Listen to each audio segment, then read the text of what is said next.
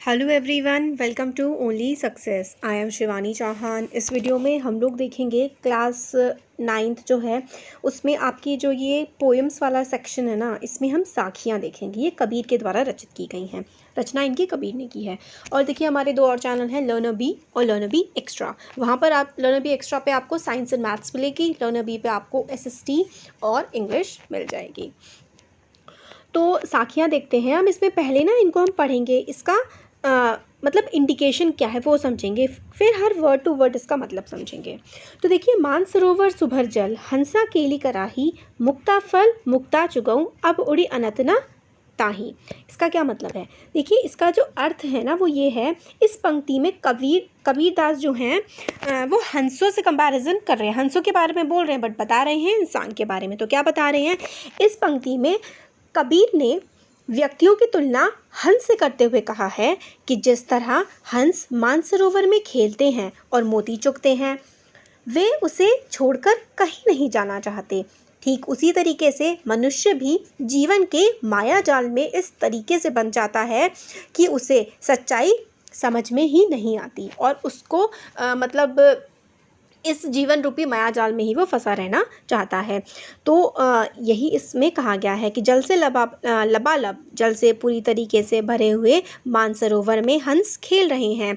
वे बहुत अच्छे से मानसरोवर में से मोती चुग रहे हैं, जल में खेल रहे हैं और इस स्थान को छोड़ करके कहीं नहीं जाना चाहते। इसी तरीके से मनुष्य भी इस जीवन रूपी मायाजाल में फंस गया है और कहीं भी इसको छोड़ करके नहीं जाना चाहता है। अब मानसरोवर क्या है? मानसरोवर कैलाश पर्वत पर स्थित एक झील है। सुभर का मतलब होता है अच्छी तरह से भरा हुआ। जल तो पानी होता है, हंस तो वही है ना, वो है बर्ड है हंस। केली जो है, ठीक है, ये वाला जो शब्द है केली, इसका मतलब है तो खेल रहे हैं, क्रीड़ा कर रहे हैं। कराही मतलब कर रहे हैं, ठीक है। मुक्ता फल मुक्ता चुगे, मुक्ता फल एक तरीके से आप लोग कह सकते हैं। तो केली जो था वो हमारा होता है खेल रहे हैं। मुक्ता फल जो है, ये जो मुक्ता फल शब्द है ना, इसका मतलब होता है मोती, ठीक है। मुक्ता चुगे मुक्ता चुगे मतलब मुक्ता फल होता है मोती, मुक्ता का मतलब होता है आज़ाद, ठीक है। जो आज़ाद होता है वो उसे मुक्ता बोलते हैं। चुगे मतलब चुगता है। अब उड़ी अनत न चाही, अब वो कहीं पर भी उड़ करके नहीं जाना चाहता है। वो इतना खुश है, मानसरोवर में हंस मोती चुग रहे हैं, खुश हैं और कहीं पर भी वो नहीं जाना चाहते। तो हमने मतलब भी सबके देख लिए। प्रेमी ढूंढत मैं फिरूं, प्रेमी मिले न कोई, प्रेमी को प्रेमी मिले, सब विषय अमृत होए। इसका मतलब है, यहाँ पर जो कबीर हैं वो ये कहते हैं कि प्रेमी यहाँ पर ईश्वर को कहा जा रहा है। ईश्वर को ढूंढना बहुत मुश्किल है, वे उसे ढूंढते फिर रहे हैं, मगर ईश्वर मतलब वे कौन? कबीर और हम सब लोग ईश्वर को ढूंढते फिर रहे हैं, मगर ईश्वर हमें कहीं नहीं मिल रहे। मगर प्रेमी रूपी ईश्वर मिल जाने पर उनका सारा जो विष है, सारी बुराइयाँ, सब कुछ अमृत बन जाएगा, यानी सुख में, सारे के सारे जो दुख हैं वो सारे सुख में बदल जाएंगे। तो यहाँ पर कबीरदास जी कह रहे हैं कि मैं जो है प्रेमी ढूंढता फिर रहा हूँ, मतलब ईश्वर को ढूंढता फिर रहा हूँ, मगर ईश्वर मुझे कहीं भी नहीं मिल रहे हैं। मगर जैसे ही मुझे ईश्वर मिलेंगे तो जितना भी मेरे मन का दुख है वो सारा का सारा किसमें कन्वर्ट हो जाएगा? वो सुख में, खुशियों में कन्वर्ट हो जाएगा। तो प्रेमी मतलब लवर, एक तरह से भगवान इस केस में। ढूंढते रहते हैं, फिरते रहते हैं, ढूंढते फिरते, प्रेमी कहीं नहीं मिलता और जैसे ही प्रेमी मिल जाएगा, विष, जहर, अमृत मतलब एक बहुत ही अच्छी चीज़ में बदल जाएगा। नेक्स्ट है, हस्ती चढ़िए ज्ञान को, सहज दुलीचा डारी, स्वान रूप संसार है, भूकन दे झक मारी। तो इसका क्या मतलब है? देखिए, ये जो है ना, ये काफ़ी एक तरीके से आप कह सकते हैं इमोशनल कर देने वाली चीज़ है। तो कहते हैं, यहाँ कबीर कहना चाहते हैं कि व्यक्ति को ज्ञान रूपी हाथी की सवारी करनी चाहिए और सहज साधना रूपी गलीचा बिछाना चाहिए। संसार की तुलना कुत्तों से की गई है जो आपके ऊपर भौंकते रहेंगे, जिसे अनदेखा कर चलते रहना चाहिए। एक दिन वे स्वयं ही झक मार कर चुप हो जाएंगे। तो देखिए, इसमें मेनली ये बात कही गई है कि दूसरों की बातों पर ना ज़्यादा ध्यान नहीं देना चाहिए। जो वर्ड है इन्होंने तो मतलब कुत्ते की तरह कुत्ते से कंपेयर किया है। कबीरदास जी ने वर्ड जो है भोंकता रहेगा, बट आप अगर ज्ञानी हैं, आप ज्ञान रूपी हाथी की सवारी करते रहिए और साधना रूपी गलीचा मतलब आप जो आप साधना करें, जो काम कर रहे हैं उस पर लगे रहिए।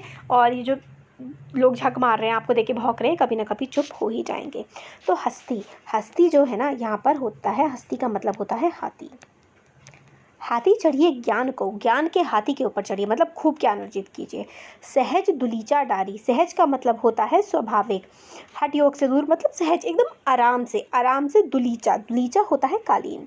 तो आप जो है अपने ज्ञान रूपी संसार में रहिए, कालीन डालिए, आसन डालिए और आराम से बैठे रहिए। स्वान रूप संसार है, स्वान का मतलब होता है कुत्ता, कुत्ते जैसा ये संसार है।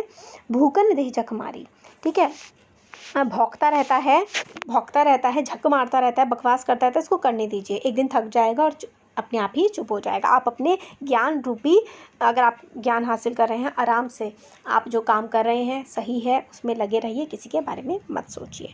यही इसका अर्थ निकलता है।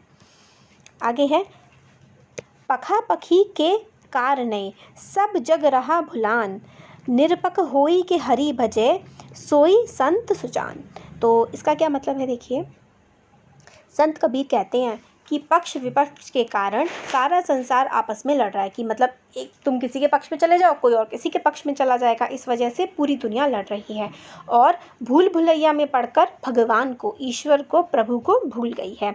जो व्यक्ति इन सब झंझटों में पड़े बिना निष्पक्ष होकर प्रभु का भजन करने लगता है, वह सही अर्थों में मनुष्य है। मतलब इधर की उधर की ना करना, या फिर एक का पक्ष ना लेना, दूसरे का पक्ष ना लेना, ये सब हरकतें अगर आप छोड़ करके ईश्वर की भक्ति में लग जाएंगे तो आप एक सच्चे मनुष्य बन जाएंगे। पखा पखी, पखा पखी का मतलब होता है पक्ष विपक्ष, ठीक है, पक्ष विपक्ष की सोचना। करने मतलब कारण, करने का मतलब होता है कारण, ठीक है। भुलान का मतलब होता है भूल जाना। निरपक्ष का मतलब होता है निष्पक्ष। सोई का मतलब होता है वही। सुजान, सुजान का मतलब होता है ज्ञानी। जो इंसान पक्ष विपक्ष के कारण, पक्ष विपक्ष में ना पड़ के अपने ईश्वर का भजन करता है, हरि, हरि मतलब भगवान, भगवान का भजन करता है, वही एक ज्ञानी मनुष्य है। मतलब दूसरों के पचड़े में नहीं पड़ता, इधर उधर की बातों में नहीं रहता है, अपने काम से मतलब रखता है, ईश्वर का भजन करता है, वही तो एक सच्चा मनुष्य है। नेक्स्ट है, हिंदू मुआ राम कही, मुसलमान खुदाई, कहे कबीर जो जीवता, जो दुहु के निकट न जाई। तो इसमें कबीर क्या कहना चाहते हैं? कबीर ने कहा है कि हिंदू राम राम का भजन और मुसलमान खुदा खुदा करके मर जाते हैं, उन्हें कुछ हासिल नहीं होता। असल में व्यक्ति वह है जो जीवित के समान है, जो इन दोनों ही बातों से अपने आप को अलग रखता है। मतलब कोई राम राम के नाम पे लड़ रहा है तो कोई रहीम के, मतलब अल्लाह के नाम पे लड़ रहा है। कबीर कहते हैं कि भाई इन सब चीज़ों से दूर रहो, जो इन सब चीज़ों से दूर रहता है वही एक सच्चा इंसान है, और वही तरह से आप कह सकते हैं कि सच्ची ईश्वर की भक्ति करता है, या फिर वही एक सच्चा इंसान होता है। तो हिंदू मुआ, मुआ मतलब मरा, निकाला, मतलब बेवकूफ़।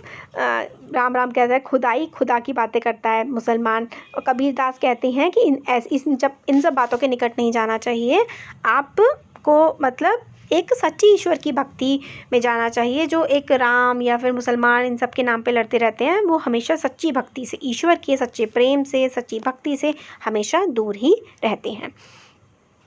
तो इस तरीके का जीवन व्यर्थ है। वास्तव में वही व्यक्ति जीवित माना जा सकता है जो इस प्रकार की भेदभाव की भावना से दूर रहे और सच्चे मन से एक ईश्वर की भक्ति में मन लगाए तथा मानवता से, हर किसी प्राणी से प्रेम करे, ईश्वर के नाम पर बंटवारा ना करके एक दूसरे से जो है नफरत ना करे, वही सच्चा इंसान है।